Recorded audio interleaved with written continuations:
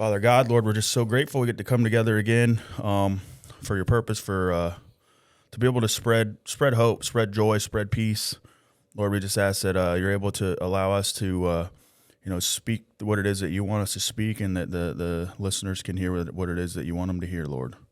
Pray this in Jesus' mighty name. Amen. Amen. What's up, everybody? Made it to episode 12. All right. Discipline and Legacy podcast. I got my boy Jordan Kane. Yes, sir. This is my road dog from way back. We're neighborhood, youngsters that were running amok in White City off of Midway. So, it's been great. The last couple episodes I've had some local people, and to have a guy that we go way back with is awesome. So Jordan's got an awesome story. I definitely can identify with a lot with what he's got going on, and we've definitely been connecting a lot more recently. And so, yeah, dude, thank you for coming, man. Yeah, man. Thank you for having me. For sure. So I'm excited. Well, I want to get obviously Discipline and Legacy. We want to hear the stories of adversity. We want to hear the stories of success. We want to hear the stories of legacy, what you want to leave on the earth. So let's shoot for that first part, man. Let's go back to your childhood, kind of how you lived, how you were raised, and we'll go from there. All right. Well, thank you for having me on here. This is exciting. It's my first podcast. I'm glad it's with someone who I know. Yeah. This is cool. But, so going back, I was raised, mom and dad. It was, I had a good childhood. I look at where I'm at today, and I didn't necessarily, have that bad childhood that some people say, they went through. I had a pretty good childhood. I went to church. I didn't have the understanding of God that I do today. Mm-hmm. And I think I had to go through some of that adversity to kind of have the relationship and understand who he is truly, rather than my parents saying, this is who he is, don't be bad, don't do this. But I had a good childhood until probably when I reached middle school. I went to private school, St. Andrews, where my kids go now. I'm super blessed that they get to go there. But I switched out of middle school. I switched from elementary school to middle school, and I started in public school. And I think it was like 7th grade. I had an older brother, and I found marijuana. Mm-hmm. And everyone was like, oh, this is the cool thing. This is the cool thing. So it gave me purpose. It made me feel like, oh, now I'm the cool kid. I can get it. And, I would take it from my brother. He didn't know because he was older. Mm-hmm. And so we would go and smoke before school. And again, I didn't have the understanding of what it is today. I didn't know, what I was, what I was leading the path down my life to. I just wanted to be that cool kid. Everyone came to me because they didn't have an older sibling. So, yeah, that led me to going into high school. I kept that path until I was 16. So I guess that was 10th grade. And I got arrested with a little over a half pound of weed. Mm. And I had a scale and I had all this stuff. So I was getting sale charges and, coming from good family. And, I really didn't know what I was getting myself into. Right. Yeah. So when that happened, my dad happened to have brain cancer at that time. Mm-hmm. So I was sitting in a cop car on this road, Charlotta, which is about a block from my house, which is about 3 minutes from the house you grew up in, actually. Yeah. Yeah. And undercover, my first experience with Taz, which I had many more after that.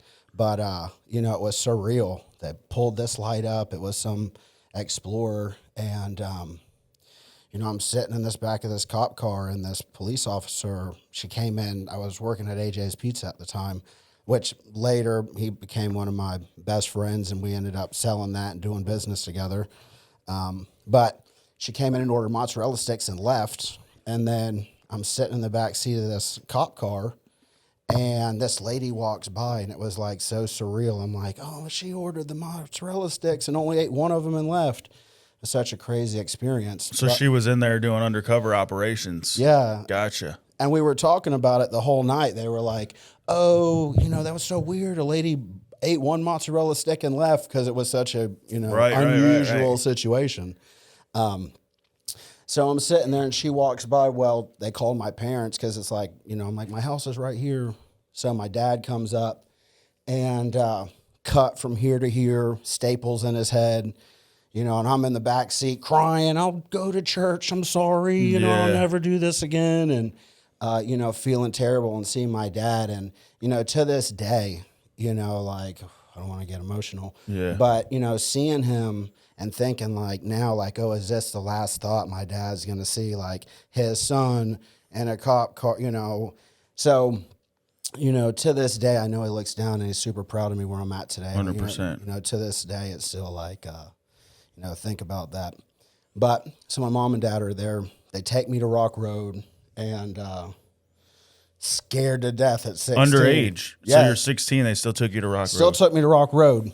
And so scared to death going there. And if you've ever been to Rock Road, you go Rock Road's the county jail in St. Lucie. County jail in St. Lucie. They call County. it that. They call it, yes.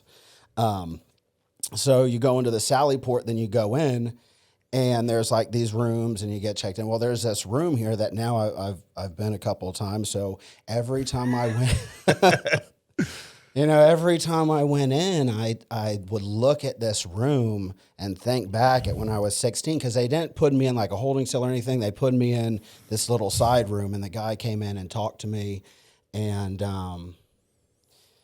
they ended up telling me, they were like, listen, we're going to take you home. You're going to have a court date.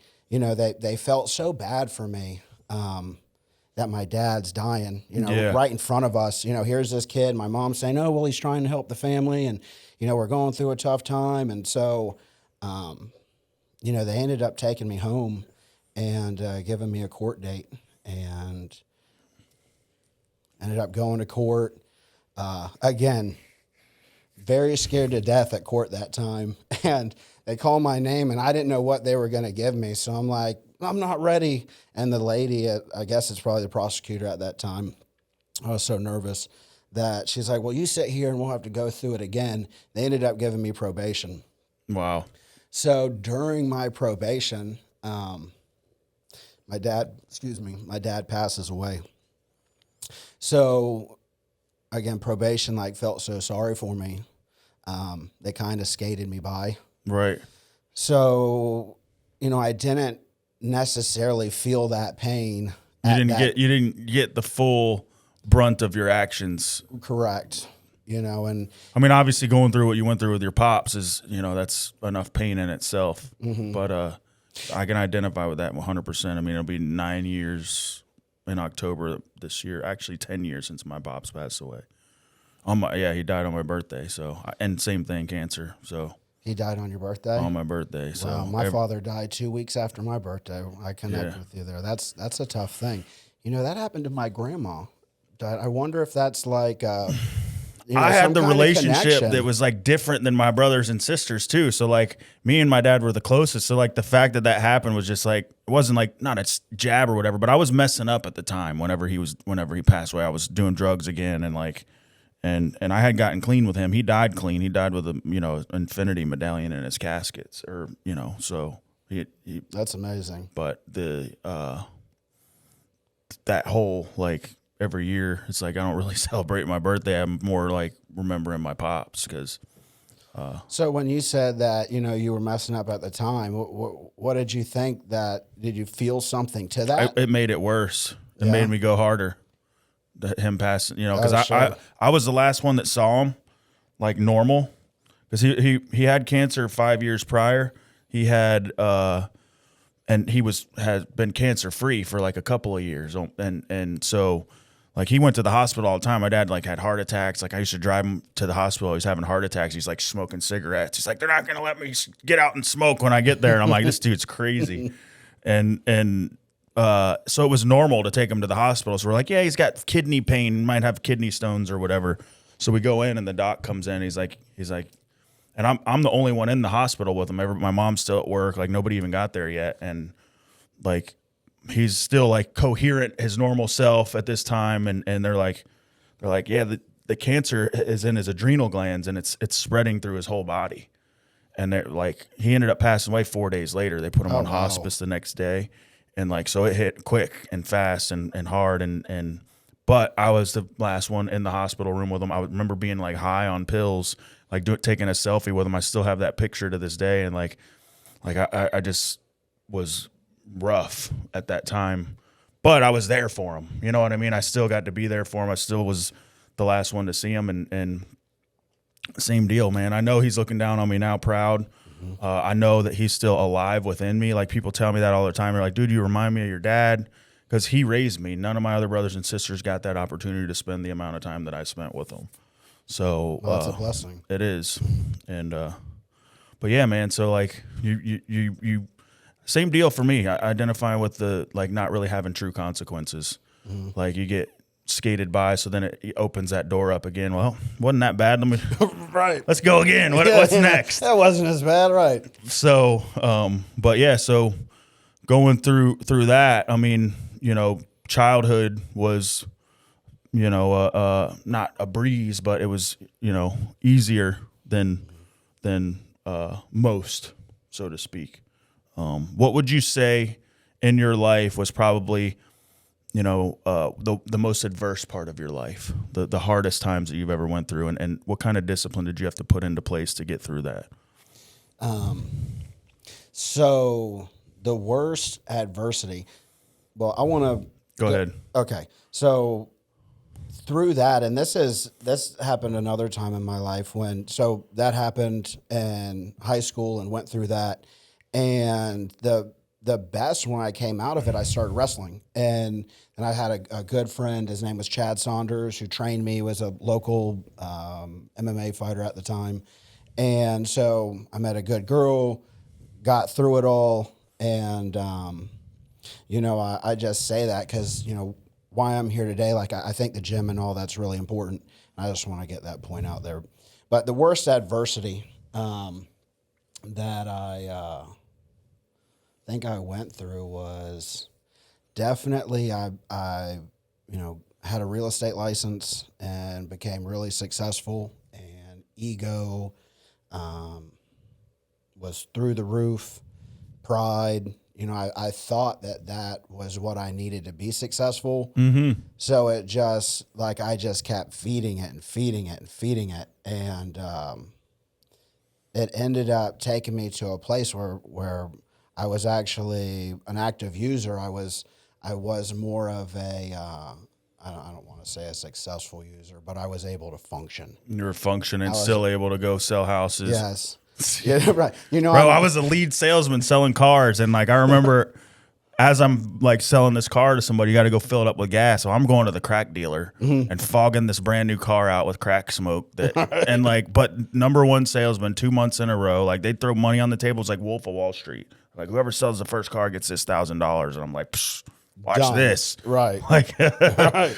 You know, and I think that there, you know, it fuels it, but then it reaches that point where it's a turning point, and it's like you just, you know, you hit this high, getting high to the point, then it's like once that turn comes, I mean, that fall just until you hit, you know, falling out of a plane and hit that ground, you know, it's same. My best year, my wife at the time got pregnant with my son and told me that if you don't quit using, you're never going to see your son. So, you know, white knuckled it, knew nothing of recovery, never been to a meeting, nothing, white knuckled it and stopped. So when my ego was bad before, when I could stop on my own, I was the worst person, the worst human ever. I was like, I'm unstoppable. I can do this.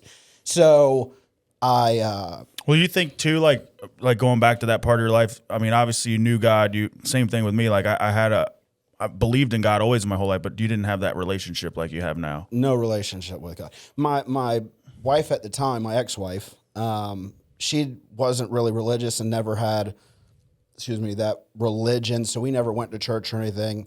My current wife loves God, and Right. we have a great. I call it like religion is more of like religion's created a divide, right? There's Baptist and Protestant and Buddhist, and they're all religions, Muslim. But I call it, and for me, because people are like, Jonnie, you're so religious, they're like scared to talk to me a certain type of way. Like, dude, I'm a human, man. Like, I'm spiritual.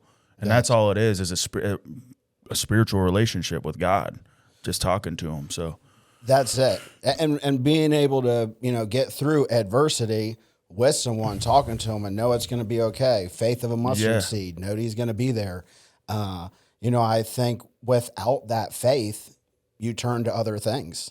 Yeah. To try to get through. I need to get well, through you today. turn to the world because, like you were saying about that, same deal for me was whenever I was doing very well and like it was, I wasn't doing 12 steps, so it was similar like principles that you're practicing in your life of being a Christian. I think that being in 12 step tricked me into believing in God, and so it works because it's biblical, right? Right. There's a reason why having faith works. There's a reason why praying before the meeting and after the meeting does something. But having that spiritual connection was important, but then pride and ego got in the way. 3 years, 4 years in, I'm like, look what I did. Right. I did this, and it wasn't taking a look at like the people who were around me that helped me to get where I was. And that was always been my downfall, was like, ego is easing God out or edging God. Some people call it something else. I've never heard that. So the world teaches us that. The world teaches us as men, as long as you're bringing money in, as long as you got food on the table, as long as you got this like men mentality, like women are a piece of meat, not necessarily if you're married or whatever, but like that was the growing up. You're like, oh yeah, I had sex with 4 chicks this month or whatever. Like, right. But that's not real. Being a real man is being a leader of your household spiritually, is praying at the table, is being a spiritual leader of your wife, and not like a intimidating. Yeah, right. But to the point where they feel safe with you. Like my wife comes and she's like, I feel safe. And there's been times where I've lost trust with her, right? But it takes that, you're like, damn it, now I got to earn this trust back, for whatever I did, something stupid. So it's easier just to not do those things, right? So that you maintain that level of like, because that's what the Bible says. We need to be kingdom leaders of our household. We need to lead in prayer. We need to, it shouldn't be. Our wives are usually the ones that get us into that realm. My wife was the one who I met her. She was a good Christian girl, and she kind of led me into my journey with God, the real journey. Because in jail when I first found God, it wasn't just in jail. It wasn't like the world, but that's awesome, man. Yeah, I did in jail. They had everything was shut down because of COVID, so we had prayer circle. But it's funny. I can relate with. It's not funny. That's not the right term. But it's very relatable with my wife. Pushing you and getting you through those places. The first day I got out, I had reached back out to her when I was in jail. We had not talked. We were separated. We weren't married at the time. I just recently got married. It was amazing. Congrats, man. Thank you. I saw that. Super lucky. We have a very great marriage because of being spiritual, and God's in our marriage and our family with our 100%, boys. Man. But when I got out, she took me to my first meeting. And when I got out, I didn't have anything. I didn't have a license. I didn't have clothes. My house that I was living in was, I ran it down so bad they just had to throw everything away because it was not in good standing. So, I had got I know how that is. Yes, sir. So I went to Hibbett Sports, and, I never said this before. I said it one time on social media because, God was just speaking to me.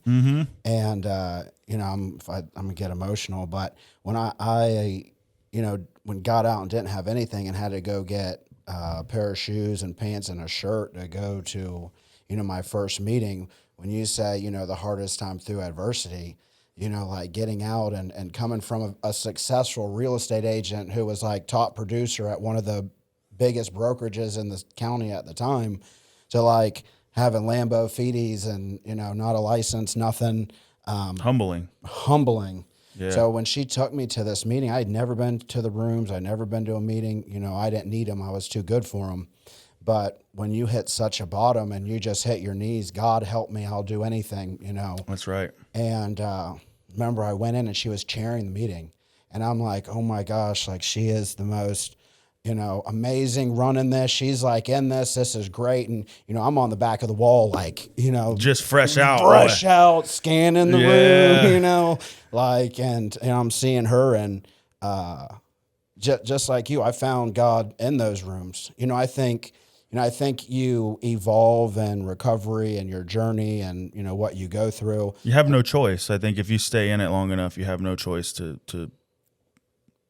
go whichever. I've heard people talk about they go to like Las Vegas to like, what's those things, the room where you take mushrooms or whatever. It's like they're just trying to find their spiritual journey or whatever way they're supposed to go. And people, you know, some people go the route of finding God and Jesus and whatever works. That's why 12-step is great, because it's like, it's a higher power, a power greater than yourself. Yes. Admit that you're powerless, you know, and so I think all those principles come into life and really set you on habits and a course of, you know, being a human again. If you've lived a certain way or being in society and being a good person, productive member of society. Right. Because if you've lived a certain way and then you're thrown into a situation where, like, being locked up or with these people, it's, you know, who are not in a spiritual world or trying to, you know, it puts you, you know, you have to live a certain way to protect yourself. Or that's interesting you said that too, because like somebody asked me that one day, like, Jonnie, why do you tell everybody everything that, like, you used to shoot heroin and like,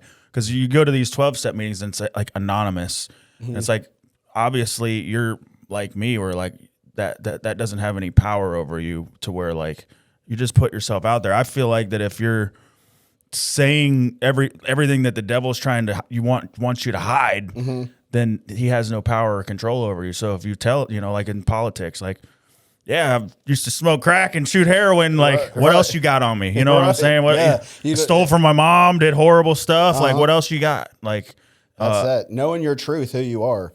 You know, how many people do you see who, you know, hiding who they truly are because they're worried about what society and then or their past, because the past isn't who you are. You know what I mean? Some people try to bring up your past, or like I've done certain things to people, and part of 12-step was like I see somebody in Walmart that's on my amends list. Right, yes. And I walk up, I'm like, man, when I was a kid in middle school, I was a bully to you, and I apologize. And you know, I'm a different guy now. And whether it was obviously received well when I did it, but you know, even if they didn't receive it well and told me to fuck off, I still cleaned up my side of the street. Right. So like, but how do you feel about that? Because like, you know, just putting yourself out there like that, because obviously you're still doing real estate. You're still out here in our area, and you know, people know you, who you truly are. Like, right. What is your take on that? I think that, you know, being a different person, it's all with consistency. Like my admin who helps me with some of my social media and stuff, I have a new agent on my team who also trained. Well, there's a program that you run a phone number through, and it's kind of designed for like female agents, so they're not showing up at a house. Well, they run my number through it, and they're like, you know, and they don't let this guy in the house. Don't let this guy in the house. Do not give him the key. Right, and they're looking at some of the charges, and you know, it's bad stuff, fentanyl, meth, all these like high, you know, top drugs, and they're like, wow, and it's like I would never think, and it's like, well, who I am today is not the person who I was. And, you know, I try to prove that every day with my children, with my wife, with my parent, with my mom, you know, with all the people making a living amends. Yeah. And so, you know, I think, you know, sometimes it's tough, you know, just like I talked with you before doing this, had anxiety. And sometimes you're worried like, hey, you know, I don't want to miss this deal, or I don't want them to not do business with me because of my past. But, you know, I go to iMind and I meet with Justin. He's actually the CEO by, you know, the grace of God. I'm his only What is client. this? So iMind, it's in St. Lucie West. They are an amazing therapy. Okay. And he's just opened another one in Vero. Jenny runs it. He has one in Stewart. And I actually got with him when I got out and I was fighting for custody. He was a referral from an attorney I had at the time, and then I got out and got a better attorney, but I love my new attorney. Shout out to Susan Chestnut. She's amazing. If y'all need help, call her. Hopefully you don't need help. Hopefully you don't need help. What if she's the lady if you need it? She's the lady just in case. But I met with him, and he was doing an evaluation because he was going to have to come testify for me. After I had to do a program or meet with him, and then he'd have to come testify. And after I met with him, and I went through it, and I was at the point of like, again, on my knees, Lord, help me. Yeah. So I need this to be true. You were honest. facing some real time for that. Right. Well, this was trouble. The last time I was facing real time. Yeah. This part of it, this piece was the custody. The custody piece. Gotcha. So, and because my ex-wife at the time was very upset with the choices I've made, so it was a bit of a battle to get my son back. And I met with him, and he's like, at the end of it, because I was very true and authentic to myself, and I met with him when I met with him, and he says, I think I'm going to move you with Beth. And then he's like, you know what? I'm going to meet with you. And at the time, I didn't know who he was. I thought he was just But whoever. he was the man. He's the guy that owns it. Yeah, runs he's it. Okay. right. So, currently I'm his only client that he meets with, or he's busy running a company. Nice. And my wife goes there, meets with another therapist. We do couples counseling. Okay. I go every week. It's been a life-changing, it made me realize, I didn't realize until I went there, how wrong a lot of my perspective is. Wow. It's like you go through life and you're like, this is right. I know it's right. Yeah. And like, you can't tell me different. And, through the journey of, recovery and being able to be open-minded and have empathy and look at situations from other people's perspectives, I think I truly believe that if the world was able to implement truly working the 12 steps, because the only wrong way to work the 12 steps is without a sponsor. Right. So somebody who's been through it and call it a disciple, call it a mentor, call it whatever you want to call it. It's the same thing. You're meeting with somebody regularly to help you grow, and there's a format that's in place that has been done for years and years and has success. Mm-hmm. And that's, same thing with psychiatry or all of that. There's a reason why it works. So yes, and I'm a testament. I'll scream from the mountaintops. It changed my life, and I always tell them, I say, Justin, I don't care how big you grow. Like we're meeting once a week. It doesn't matter. So well, that's powerful, man, too, because like even what we're doing now. I think that a lot of the world, not everybody, sees that especially as men, as a weakness to be able to go sit in a room and talk to somebody. No, absolutely. But the fact that, I've definitely been down that road. Me and my wife have done therapy. I've worked the 12 steps with another man and been discipled. So like, I know that there's power in it. Absolutely. There's proof. And so I wouldn't be, I have a long, you don't even know, 10, 15 years of addiction that, to meet today, to be in this place, be able to meet and go through things and grow and do business and get through arguments with my wife and adversity and all these things. I wouldn't have any of that without these pieces, but without, starting in the rooms, going through that, meeting with therapy, going, finding God. That's the beauty of like, you look at all your testimony, the pain and everything. Like people ask me, like, would you change anything? I'm like, honestly, like if I wouldn't have went through everything I've went through, I wouldn't be who I am today. And I'm super, super grateful of the person that I am today. And so you don't have to go through pain and adversity to have a good life and be a good person. Yeah. Right. And if anything, I'm here to tell you how not to do it. Mm-hmm. That's the one reason that I want to try to share my story is, and pouring into the next generation is like, hey, don't do this. Right. You can have a good life from like this time moving forward. You don't have to start at 30. I think you see that with your kids, your legacy. Your legacy. You see these, steps that you've taken or follies you've made, and where it's going. It's like, listen, this is not going to happen for you, period. Your consequences will be severe, because it took me to go through severe consequences to, also push me into this place today. But I think that when you said that to talk about when you said about, if would I change anything? I feel the exact same way. I went through those stumbles all those times I mentioned earlier and went back to it. And if I didn't fall as far as I did and how hard I hit, I never would have, found God again. I never would have humbled myself. I would never be the man I am today. You wouldn't have met your wife. You have Yes. now. You wouldn't have had, Right. I feel, and, this year, between the two businesses that I'm currently in, I just found out yesterday why this is so relevant is, my best year in real estate when I was like fueled by ego, or actually at that time I had just relapsed and I had my best year on pills. Yeah. So that, I looked at it today. I wasn't that far off from like my best year. And this was my first year back in real estate. Yeah. So I've looked at it as a service now of helping people and not like talk about that. Cause like, didn't your license got revoked or something because you got in trouble or? So by the grace of God, I had just got my broker's license when like things really started going south. So I didn't do you have to do 60 hours immediately after you get your license. Really? And I didn't do it. So it terminated or went inactive at the time.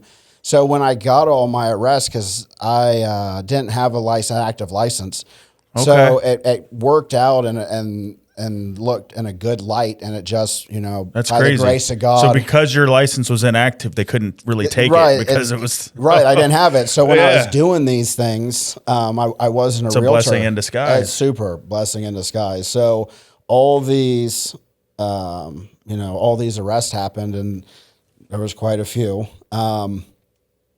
When I got out and I got on probation, I was sitting in Rock Road when you said, looking at time, I still in that mindset. I was sitting in there on two charges, or two different cases, a lot more than two charges, but two different cases. And I went and I separated them, and I was going to fight one at a trial, and I took a deal on one, and they gave me a year in and 2 years out suspended sentence. And like the next day, they're like, mail. And I open this letter up and it says, your offer is 36 months DOC. After I had just taken a year in and 2 years out. And I'm just like devastated and like where my life has come. Yeah. Like, from top agent to nothing looking at, and then after even if I made a deal and took the 36 months DOC, I'd still have to do 2 years probation afterwards. I just like my life was at the most worst part of adversity that it could be in, like you said. So, but you had a clear enough mind at that point, I think, being in jail for an amount of time. If I didn't sit that long, I wouldn't. That's a big thing for me because I know when I first went into the county jail, like nothing was my fault. Like it was everybody else's fault. I was blaming other people, other people's actions for why I was sitting in jail. Oh, right. And like literally 2 weeks later after I had detox on the floor in the medical dorm and like when my mind was clear and I remember just like waking up like with peace in my heart in the county jail and like realizing that, I was my problem. And everything I did got me where I was at. And once I fully like took responsibility and, it was like that piece where you're like, geez, what did I do to my life? Right. Man? My hole was dug so deep and it could be worse for other people. But for me at that point in time, like that was right. Yes. Do I Everyone keep digging? has a different bottom. And truly, like, even if like I talk about it too, when you're doing drugs or drinking or whatever, like, the next day when you feel like crap, you don't got no money left, or you've spent, you got a huge hangover, you say to yourself, you're like, man, I'm never drinking again. I hear it time and time again from other people I know, and you mean it from the bottom of your heart. Sure, yeah. You're like, I am never drinking again. This is the worst feeling I've ever felt in my life, and it just becomes a better idea again later on, and that's the enemy, man. The enemy trying to get inside of your mind and tell you that, hey, do this. It's when you go to a bar, they got beautiful LED lights, and it's so like intriguing, and to go to the club, and it's like this awesome thing to do, but in all actuality, it's a lie. Like it's not really fun. Right. Absolutely. And like I said earlier, I'm sitting in the back seat of that cop car at 16. I'll never do this. Please, I'll go to church every Sunday. Foxhole prayers. Yes, foxhole prayers. Absolutely. You're like, and then, it comes out. But I think the world also has glorified it, to 100%. Between these lights and this glitter, and it's changing though, man. What is amazing, it is changing. There's less and less people drinking. Yep. There's more and more people bringing God into their lives and standing on it. Not preaching, but professing their faith on public platforms. I think more so now than in the past 50 years. I love it. Yeah, it's amazing to see. And that's where like people say social media is bad, but I think it's a double-edged sword because it depends what you're promoting. Who are you? What are you putting on? Right. Yeah. But even as a consumer of social media, it could be a distraction. Well, it could be a distraction, or you could utilize it for motivation. You could utilize it for, growing instead of just mindlessly scrolling the internet. Like, so it's all about perception and how you utilize tools, right? People talk about AI, it's the devil, it's a tool. It's just like a hammer that you use you need that tool to beat the nail in. You can utilize AI in that same fashion, right? Well, you can be the person who tries to go against it and fight it forever, but it's not changing. Social media is not changing. So how can you use it for the betterment? How can you help people? How can, it like you said, it's all perception as a a negative thing or turn it into a positive, because it's not going anywhere. No. So, I mean, there's nothing that's going to change it. So, I mean, either you use it, mold it into clay and to a benefit to 100%, help somebody. 100%. Yeah. So I don't think we did talk about too much of that. We did talk about you going into jail, but what was that time period? What was that? So you were arrested. What happened there? So it was really such a short time. It was like in the matter of, let's say, a year and a half of 2 years, I was arrested like 6 times or 5 times. It was like a lot. It was like my journey. Right. Yeah. Right. So you can relate. And so after, that last time of, not being able to manipulate or bond, I had a wonderful bond owner. She's passed away. She had cancer at the time, and she came and got me out on a signature for $5,000 when I was already in there. You got 24 hours to come and get out, and like that was the last time. On that last one, it was like everything. I know I'm not going anywhere. Time to like settle in, and so I sat there. But one thing that you had mentioned earlier about being able to take ownership for it, I remember to this day, like there's little pieces of, your life that stick. And one was I was sitting on, again, it was COVID time, so it was all video court. And I was sitting there and the judge was talking to me, and I don't remember what it was about. But I remember, everyone was watching. My current wife was watching just to see what happened. We weren't in a relationship or anything. She just, cared about me and wanted to know what was going on a Zoom.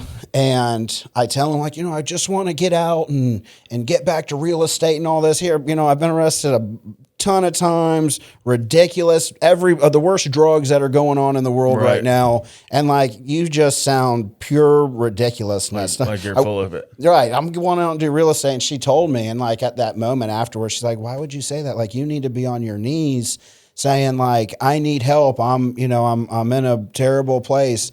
And like that really sat with me. Like, okay, where's my life going? What is this? And it made me realize, like, okay, like, who am I? Like this, you are not this person. Quit hiding it. Hit your knees and Well, pray. I think that's part of being like in sales or being, the manipulative part that we learn through, because that manipulation is a survival tactic that we learn from a young age. And especially being, I think addicts are just, we're exceptional human beings. We have like a different part to us. I don't know. I think everybody's exceptional, but I think when you been an addict and you've had to utilize certain survival mechanisms to keep your addiction Every day, going. every day, right. There's a different mindset. There's a piece in you so that's somewhere, part right? of it where you're just like, you're feeding, you're just so used to feeding people BS. But subconsciously, maybe you believed it. Like, yeah, I just want to get out and do good. But the reality is you probably were going to, Right. like, I had to that get was out me, yeah. and talk to my, I went and sat with my uncle. He's really a cousin, but we call him Aunt Sharon and Uncle Ronnie. They own a big marine boat place here. And Okay, yeah. yeah, Yep. Marine Connection. So I go and meet with him, and I'm like, I need a job, and here I'm like telling a judge, like, hey, I want to get back to real estate. And the reality of my life is like, I need to go and like beg my uncle to please hire me and I'll clean your bathrooms. Right. And like, do you want me to, sweep the parking lot? Right. Like that's where I'm at in life. And, he sat with me, and he's a big Christian, big into the church. His son-in-law is a preacher, and they're very involved in the church, missionary work. And, so he sits with me and he's like, Jordan, I love, your dad helped me in my business and your family. I love you guys. And, Right. And, of course I have to talk to my son because they kind of partner now.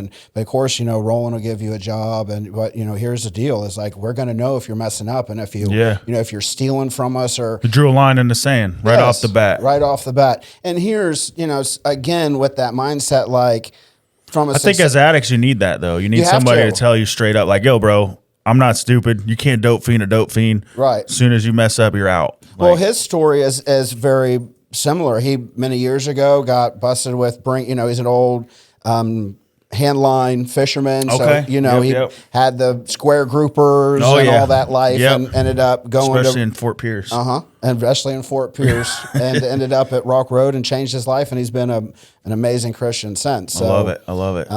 But again, being with them, God had a plan. And that was another big piece that put me back in the church. Without them, I don't think I would have, between recovery and my family, loving on me, and my uncle at the time, a different family member, actually, what is that going to be? He's going to be a cousin. Ended up passing away when I was there at Marine Connection. He worked at Marine Connection. So I was able to, spend time with them and reconnect. And, my family, all my family, I have a better relationship with them now than I think I ever did in my whole life. But being able to spend that time with them and being able before to he passed away, and being able to be of support. And like, he kind of took me under his wing because he did the same thing. He went to, prison for 5 years and changed his life and was in the church. And so like, he caught me fresh out in that lifestyle when you're not really ready to be out in the world. Yeah, still got that humble kind of baby bird kind of thing. Yeah, baby bird going. Yeah, getting used to flying again. Correct. So that that was a big blessing. But being in there and going to work for $15 an hour. Humble. That was me, man. Running a bulldozer. Never was really making that much money. They got a chance. Rick Mansell gave me a chance. Thank you, Rick. Rick now is subcontractor for Alliance. Amazing. And one of my mentors for sure in the site work. But so I do the same thing, man. Like I give people the benefit of the doubt, going back into Rock Road and seeing these guys come out, and it's like, man, I want to be able to give them an opportunity like I got. Like one of the craziest stories that I'll tell, and I'll be real quick because I want to finish up with you, but so when I got out of Rock Road, my parents, nobody wanted anything to do with me. Family was done with me. Like, I'd already lost custody of my son. He was adopted by his grandma. So like the only place that would take me was called, it's TRC ministry. It's a prison ministry. And they take you with nothing. Like you don't have no money or nothing. There's a group of guys that are already in there that are working places. So you would go in there, you apply for food stamps, and you get, like the guy and your roommate. It's like, hey, I got a job weed eating for you with the guy I work for. So you ride your bike over to wherever you're getting picked up at for the day. Right. And so it was like a true no clothes, only the clothes I had on my back. So I took advantage of all those resources that the jail had, the reentry program, like the young lady from the reentry program come and picked me up, took me to Goodwill to get clothes, bought boots. It used to be Payless up on US 1. And got a free bicycle. like I took advantage of all that stuff they were giving away. And so this ministry, Pastor Bill, is an amazing guy. Since that ministry was run by Morningside Church, and they had gotten rid of both of their houses. But whenever I rented this space for this podcast studio, I came in and did the tour, and I walked out. Right here in the corner of this hallway is TRC Prison Ministries office. Wow. But you didn't know that at the Didn't time. know that Right. at all. He had rented this space because he does free Christian counseling, and I'll put the link in the bio. Eventually, I'm going to have him on the podcast, Pastor Bill. But crazy, and I hit him up that night, and he's like, "Jonnie, that's so amazing. It's crazy that if you're right down the hall, like." But yeah, so God's plan. super awesome plan. But so you're out, or you ended up getting in. You got out. You're back in that humble spot. And you got your license back so that was what? How many years in are you since you've been out or back on your path now? Go there. Like 3. 3 years back out. Yeah. Already doing better than you've ever done in real estate. Really. And, I've got it's bought an investment, things are going really good. Yeah. And when I got out and worked that job, I to get back in, I knew after I was with my cousins for like a year and a half, I was evolving in my journey, and I saw Richard Coletti, who has Leak Busters Roofing. I reached out to him, and I'm like, "Hey, man, can we sit down and talk?" Because he was at the time there was trying to grow sales reps and stuff. So I reached out to him, and I went and met with him. And at the time, I'm like, "Hey, man, I'm on probation. I was a good real estate agent. I was good at selling." I'm working at Marine Connection right now. I want to get back into sales. Like I pull up in a Mustang and he's like a little Mustang I got. When I first got out, I didn't have any vehicle. I didn't even have a license. My mom was, taking me. Let me step back just a minute, because when you said about your, your family was done, I was the same thing. I was going halfway. My brother, they talked to me on the phone, but they were done with me. They wanted nothing to do with me. That last time I got beat by the cops because I ran, and like my whole family watched me get beat, and like my brother was like, it was the best thing I ever saw. Right, he's like, you needed it, right? Right. I was so happy to watch you get your ass beat by the police. Had like a dent, like a big swollen part on my. That's how they get you. They'll beat you where spots you can't see. Of course, right? Yeah. That's that's absolutely. Kick you in the head. Like I was unconscious a little bit, I think, for something, but yeah, I had a few of those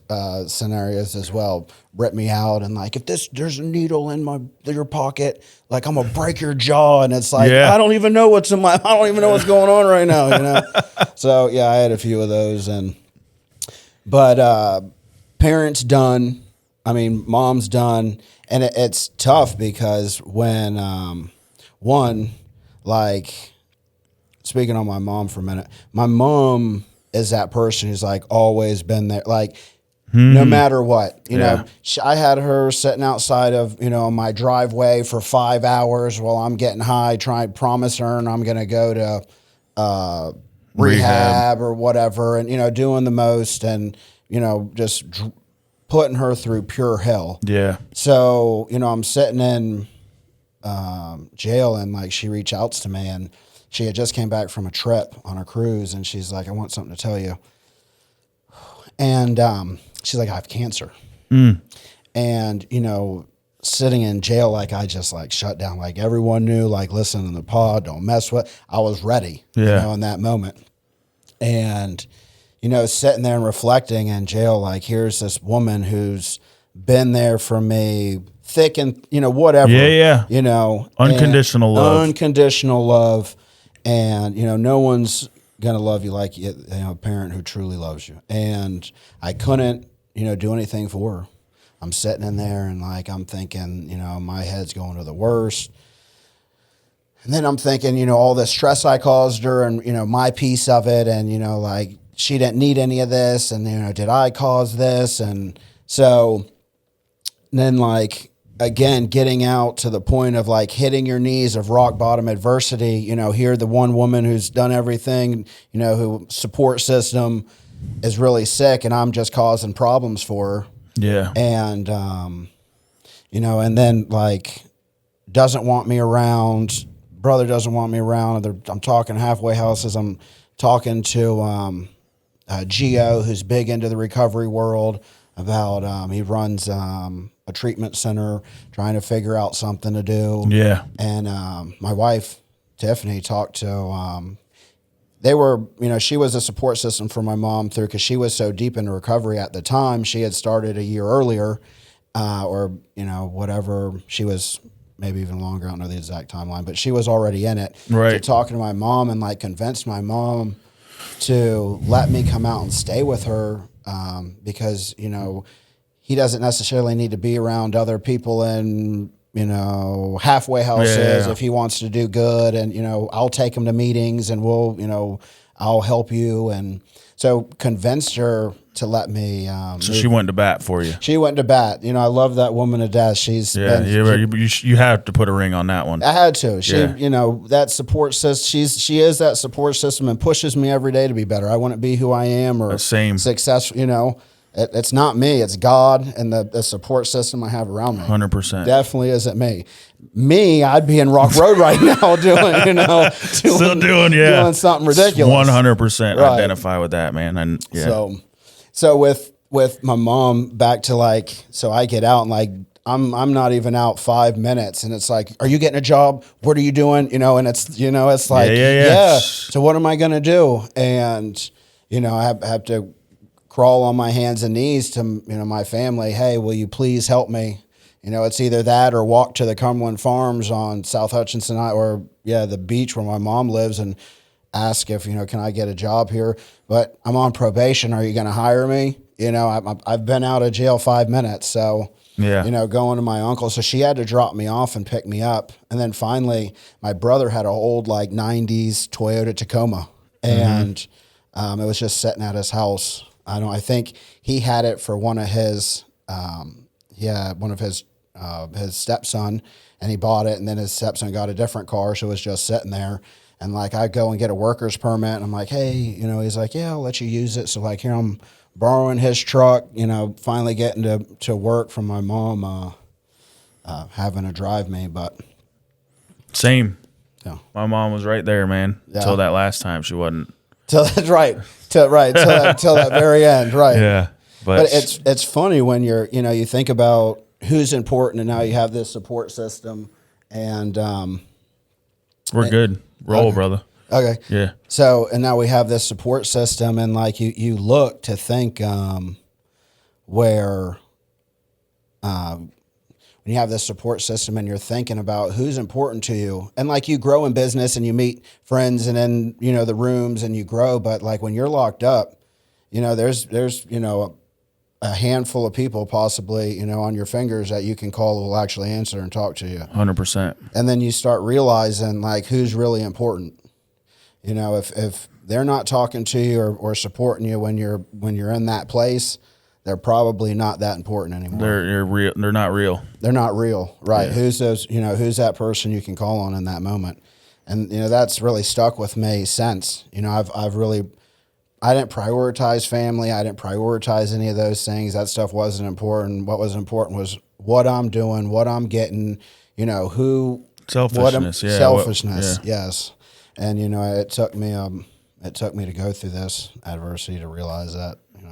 I think that's the biggest piece of the puzzle for me, that was realizing that, because it was, I think addiction builds that inside of you. You kind of build well, how am I going to get this? How am I going to get high? And then you kind of put everybody else in the back burner. But I think, putting my trust in God and becoming a believer and follower of Jesus has changed because of how he was, the type of person he was his service to others. Is the main message of the Bible is to love others like you. So once you started caring about others, or once I started caring about others and serving others, is when my cup started overflowing. Mm-hmm. People don't realize that. You hear the guy preaching in church, oh, we're here to get tithes, and it's right. Once I started giving, and I didn't have money in the beginning, so I gave my time. I gave, I would help clean the bathroom, I would vacuum, whatever I could do to be of service. It was a cheat code for personal growth. It was it helped me more doing that than I think the people who were on the receiving end. And it's learned over time to be as selfless as possible, because that's the way Jesus was. Yeah, I have people, say, I'm sorry for I'm sorry. And I say, you don't know, you're really helping me.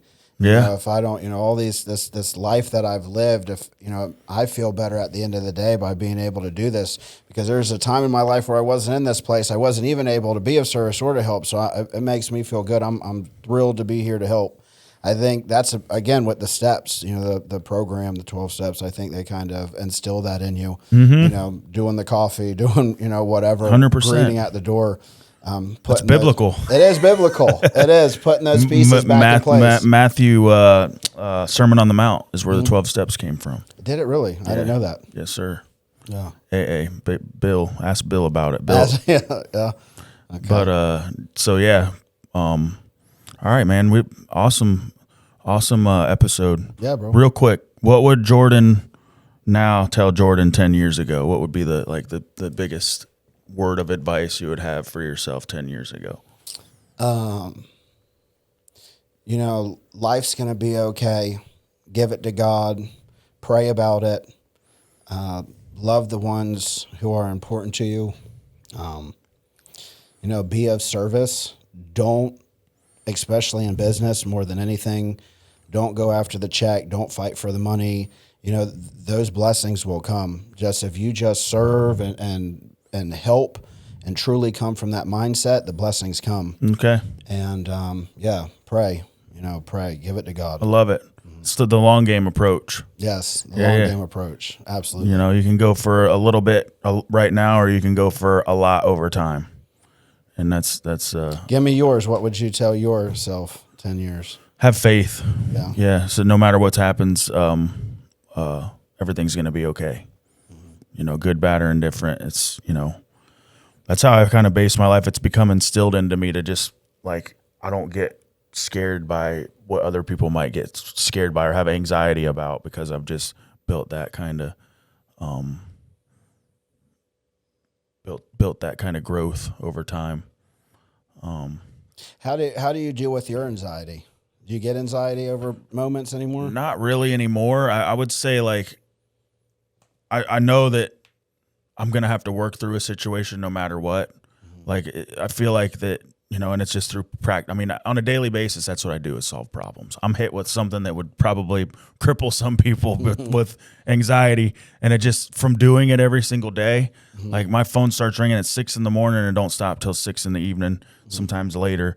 And it's just problem after problem after problem of how to figure out how to solve it. Consistency. I think consistency and realizing that, like, there's no sense in getting worked up about something that's, you're going to have to figure it out no matter what. You can either figure it out anxiety ridden, or you can figure it out with a calm mind. Well, do you believe in fear-based? Like they say, don't your fear, it's fear overcoming your fear. Fear is you can either face everything and recover, or F everything and run. So you have to face it, like I said, no matter what. So I think developing the mindset of staying calm in those situations, right? No matter what. Even, I had an issue recently with my son where he doesn't want to live with me, and he plays it off that he doesn't, that I'm this big bad person, but I'm, obviously taking a look at the situation, taking an inventory of it. I'm not bad at all. I'm doing what he needs, and which is keeping him accountable and you've seen discipline. You've seen this. I've read this book before. And he wants to be like I was, and he wants to learn the hard way. Mm-hmm. And I'm like, all right, bro, I love you. I'm here for you. And one day I know he's going to come back and be like, Dad, like, everything you said was right. I did it. My dad was right about everything. 100%. He just wasn't around anymore whenever I realized it. Right. So, it's difficult, but I know it's temporary. I know it's just a season of his in my life. Because it hurts. I love the kid. Like, I don't want to not have him in my life on a daily basis like he has been. And I'm not going to, like, hold him away from his mom or whatever. Like, he broke his arm. He was over there for like a month or so because she was helping take care of him and stuff. And, I'm just like, how am I the bad guy now? Like, I was doing nothing but wanting you to be a good human being, and But so God's got a plan. he does. And last night we had not a group phone call, but we had a phone call, and it's all like falling back into place. Like, this kid's just trying to manipulate. I love him to death. Son, if you're watching, Right. I did it. You can't tell somebody that didn't do it before. Right. I know. So, I read a daily devotional this morning, and it was like just spot on to where I was feeling about actually coming here. And I'm like, God just has a plan. It just always falls in place, it seems. But if you don't know him, or you don't keep your eyes open or build that relationship, you're not going to see the that's plan. the biggest part, is the relationship has been built with him for, like, it's like I'm driving down the road and I'm just like, I see you. Right. I already, like, I have a connection with him, because like, I don't necessarily have to get on my knees all the time and pray. I do, but like, I already have this relationship with God that I built with him, to where, like, we know. Like, I look back on my life and I see every single situation and time that he was there, and now I see him in my life as I walk out the door in the morning. Like, there's a beautiful sunrise. Like normally I'm just focused on the world. Problem, hurry up, gotta go to work, gotta do this, gotta do that. But like, to just that 1 second in the morning where I'm like taking a deep breath and just receiving his grace and his glory, and like, that's what it takes for me to go through my day and be like, we're winning the Super Bowl today. No matter what comes across us, we're winning. It took time. It doesn't happen overnight. Right. Yes. It doesn't. On that time, when do you feel like you've made it, or that you've arrived? There's no destination, man. It's a journey. It's a never-ending journey. I mean, even there's an eternity in heaven that I still have to live. So this little glimmer of what I have here on earth, we talk about legacy, like, you can leave a legacy, you can leave some videos and pictures on Facebook, but maybe 2 generations down the road, are they going to remember you? Right. Like, okay, we do want to leave that legacy. We want to be as impactful as we can to everybody we can be in our time on this earth, and have the best possible time and spend it with the best possible people you can spend it with, So that's the way I live my life, man. Is I want to just have the best, and be the best, the best person that I can, and be as nice as I can to as many people as possible. And I talk to everybody. My wife's like going to 7-Eleven, like, hey, how's it going? Like, and the person smiles, like, you talk to me? Like, that's the way the world is now. It's like, it's hard for people to see that. My dad instilled that value in me. I used to be like, Dad, why do you talk to everybody? And my wife says it to me now. She's like, but I'm just that personality, like, that is open and wants to see everybody smile and have a good time. And it's like with your dad, you probably feel the same way. As now I look back, and at that time, going up to 16 when he had passed away, that I could really care less about what he was teaching me or telling me, or these things. I'm worried about what I'm doing. Am I getting a car at 16? Where am I? And now as I'm older and I look back, and like all these things that he was like telling me, like look a man in his eyes, shake his hand, all these different things, are so relevant. I wish I had a book and I sat down with him and wrote these, lessons down. Yeah. I remember a lot of the lessons. I spent a lot of time with my dad, and I still have like dreams about him and stuff. And I think that's my opportunity to spend time with him, or still see him and get to, my nieces and nephews, we all talk about it too, because my sister passed away. She was like the female version of my dad, and just like a same type of personality, would do anything for you. And when she passed away? She passed away, well, it will be 2 years in October this year. Same thing, cancer. Was like 10 weeks after diagnosis was cancer. So I went to the doctor, got checked out, and grace of God, everything. Right. I just, if we still have to do our part, right? Like everybody talks about, oh, well, if you believe in God, it's your time. It's your time. It's like, no, like I have the ability and opportunity to take care of myself and my wellness, so that I don't end up in a certain predicament where I die sooner than I'm supposed to. Like, we have control over a lot of things that we don't even. God gives us the free will. It can take you 2 weeks to take a 2-week journey, or it can take you 40 years to go through the forest to get through the same thing that should have been a 2-week journey. I know there's like a story that people tell, and this isn't correct, but it's like a woman on a rock in a flood, and it's like, oh, a helicopter came by with a rope. No, God's got me. Or, you know, a big stick goes floating by. That was God with the helicopter. That was him. Right. He sent the helicopter. Yeah, that was God, right? If you got to use those tools, right? Yeah. You know. But I love it, man. I mean, and you're on the same path and journey. So like you're experiencing the same stuff. And that's why I wanted to, you know, portray messages of others on this platform, because I think the world needs to hear it. I think. Well, you're doing God's work here. People, there's going to be that one person out there who sees this.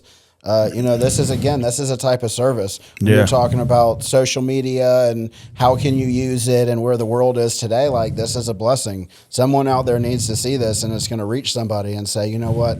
Wow, he did it. You know, I used to be the best what crane operator, you know, and now I'm sitting in my mom's basement. So it's like, you know, it's a blessing. It really 100%. Really all right. Guys, so Jordan is a realtor in St. Lucie County. He's got multiple platforms that he's on. The guy makes some of the coolest AI content that I've seen, and I'm not even on that level yet. I want to be. But we're going to definitely post all his information in the bio, and go follow him, go check him out.